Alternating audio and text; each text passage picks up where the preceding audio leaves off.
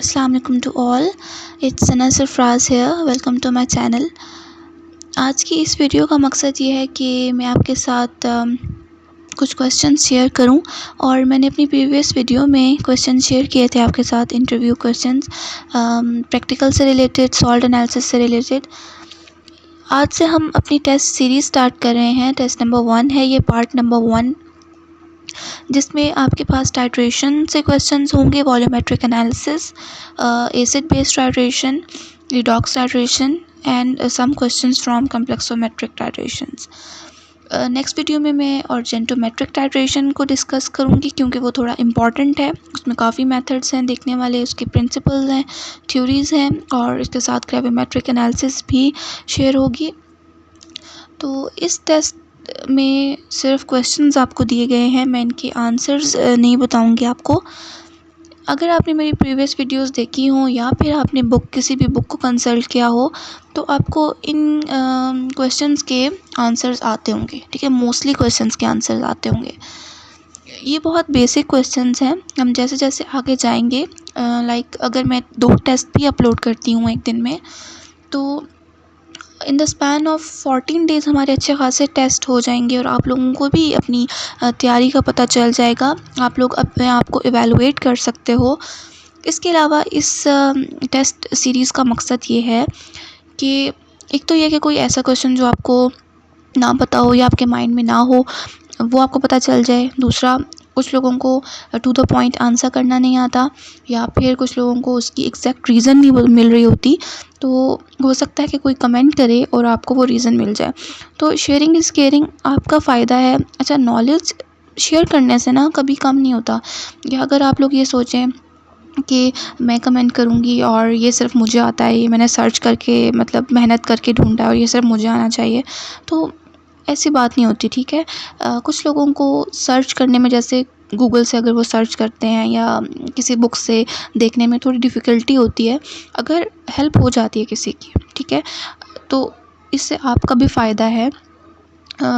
मैं आपको खुद अपना एक्सपीरियंस बताती हूँ कि जब मैं किसी को कोई चीज़ बताती होती थी या समझाती थी, या जो भी इस तरह की हम लोग जब शेयर करते हैं अपना नॉलेज, तो इससे आपके नॉलेज में ही इजाफ़ा होता है। ठीक है, ये कोई नेगेटिव चीज़ नहीं है कि आपके पास होना चाहिए तो दूसरे के पास नहीं हो सकता, क्योंकि आपने मेहनत की है। मेहनत हर कोई करता है, बस आप अगर अपना शेयर करते हैं ना किसी के साथ, तो ये आपके माइंड में भी रह जाता है।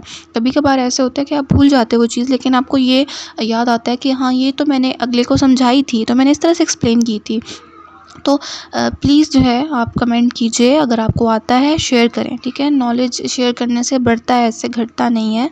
ठीक है, तो आप लोग एक कमेंट करें, सही है, और उसी कमेंट में नंबर डालें, साथ में टू द पॉइंट आंसर लिखते हैं। सही हो गया। जैसे डेफिनेशंस होती हैं वो आप बेशक ना लिखें।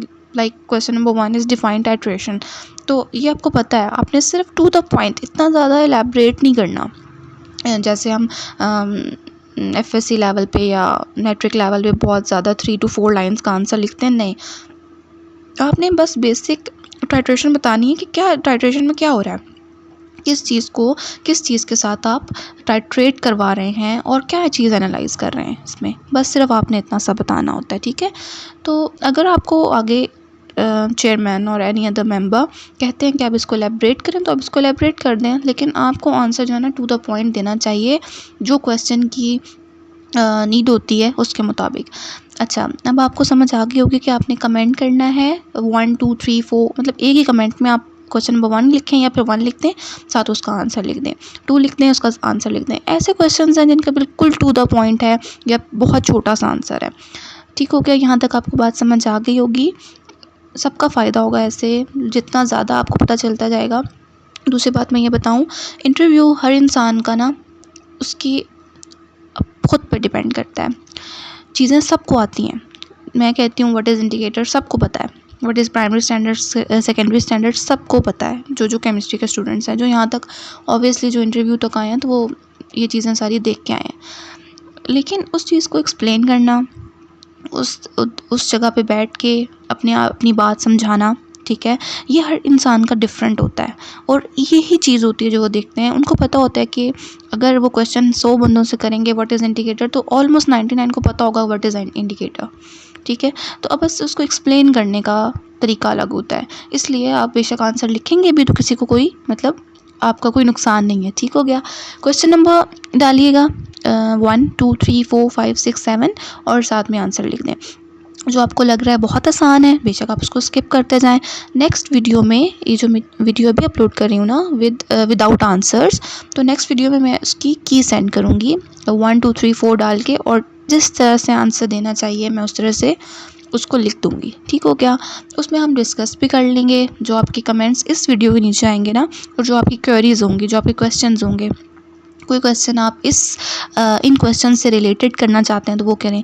मैं क्यों कह रही हूँ कि इन्हीं से रिलेटेड करें, मुझे मसला नहीं है, आप कोई भी क्वेश्चन करें, मैं आंसर करती होती हूँ, आप लोगों ने देखा होगा। लेकिन अभी ना इस टेस्ट में जो बात हो रही है वो टाइट्रेशन की और इस तरह से, तो फिर बहुत सैचुरेशन हो जाती है। डिफरेंट क्वेश्चंस आप करते हैं ना जब, तो एक चीज़ हम एक में लेके चल रहे होते हैं तो वो सैचुरेशन हो जाती है, मसला हो जाता है, उसमें कन्फ्यूजन भी हो जाती है। तो हम एक सीक्वेंस से लेके चलते हैं इसको। टेस्ट नंबर 1 में टाइट्रेशन, वॉल्यूमेट्रिक एनालिसिस है और डिफरेंट टाइप्स हैं, और कुछ इंडिकेटर्स के बारे में भी क्वेश्चंस किए हुए हैं। तो आप उससे रिलेटेड जो क्वेरीज हैं वो आप यहाँ पे लिखें, और वो हम नेक्स्ट वीडियो में जो की वाली वीडियो होगी उसमें हम लोग इसको डिस्कस कर लेंगे। ठीक हो गया। नेक्स्ट फिर हम जाएंगे प्रेसिपिटेशन टाइट्रेशन की तरफ, ग्रेविमेट्रिक एनालिसिस की तरफ, देन हम मूव करेंगे, डिपेंड करता है टॉपिक पे। इसके बाद हम लोग इनऑर्गेनिक में जाएंगे। ठीक है। स्पेक्ट्रोस्कोपी से क्वेश्चंस करेंगे। सही हो गया।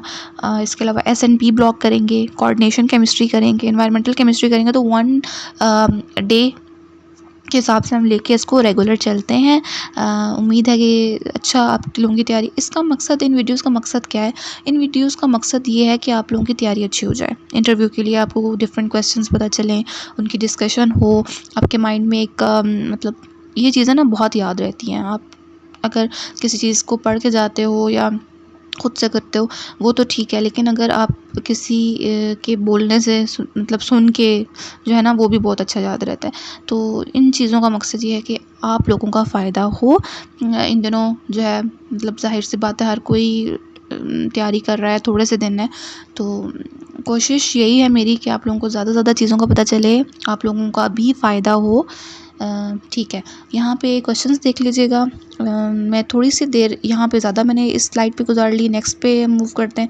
इसमें क्वेश्चन नंबर 1 to 11 है, इसके सारे आपने आंसर्स देने हैं।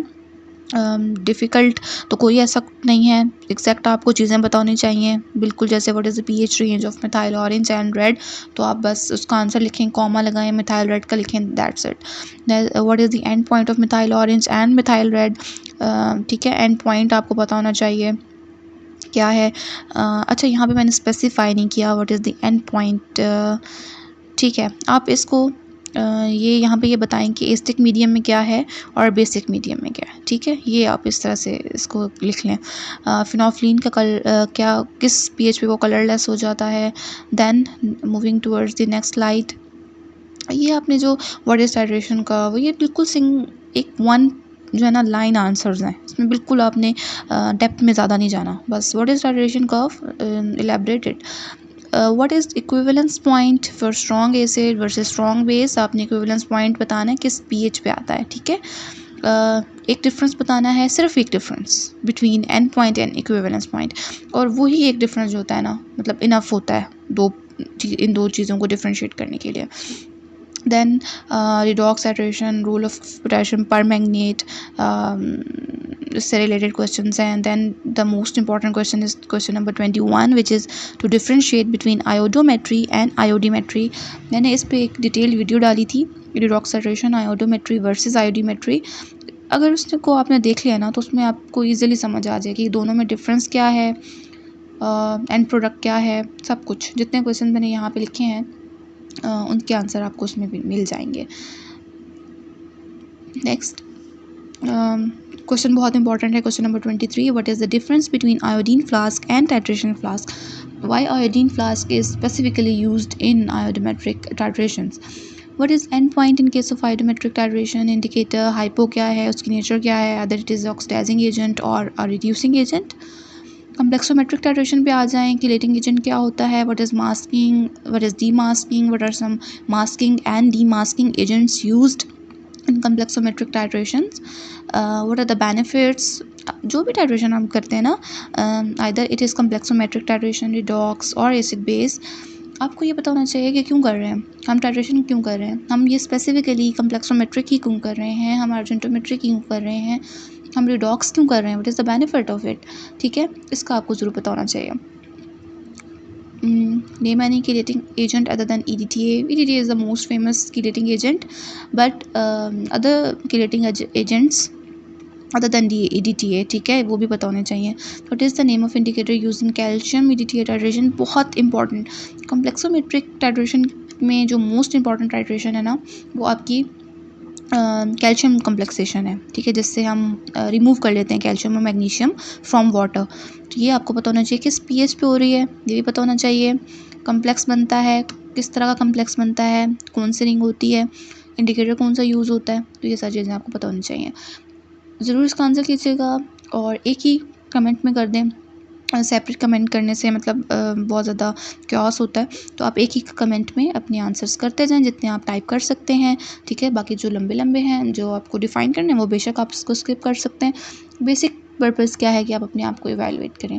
मैं नेक्स्ट वीडियो अपलोड करूँगी विद की, और उसमें आप अपने आप को इवैल्यूएट कर सकते हैं, कमेंट अपने मार्क्स कमेंट कर सकते हैं। ठीक है, और कोई इलेबोरेशन नहीं करनी है। अगर आपको स्पेसिफिकली ने कहा जाए कि इलेबोरेट योरसेल्फ और इलेबोरेट दिस थिंग स्पेसिफिकली, तो होप सो आपको ये सारी चीज़ें समझ आ गई होंगी। Thanks for watching. अल्लाह हाफिज़।